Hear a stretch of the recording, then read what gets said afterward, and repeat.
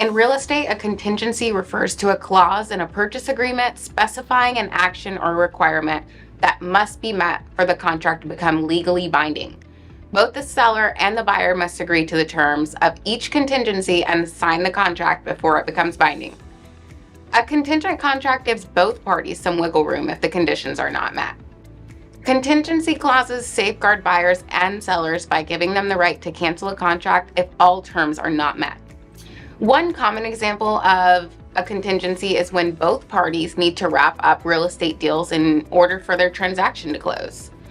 For instance, a seller may agree to an offer with the contingency that the buyer must sell their current home before they can purchase this new home. If they're unable to sell that home in a specified time frame, then both parties may cancel the deal without penalty.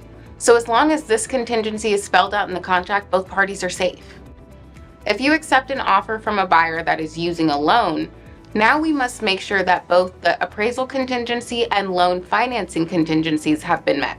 And this means that the buyer's obligation to complete the sale is contingent upon an appraisal of the premises acceptable to the lender for at least the purchase price.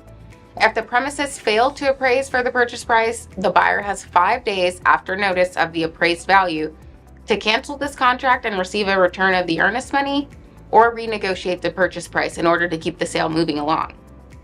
Now, the loan contingency is based on the buyer being able to qualify for the loan without prior to document conditions no later than 3 days prior to the close of escrow.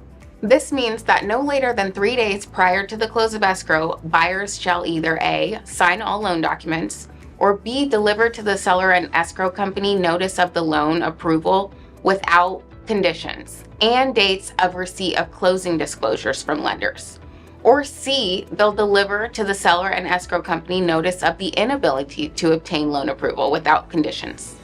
The buyer is entitled to their earnest money deposit return after diligent and good faith efforts to obtain loan approval.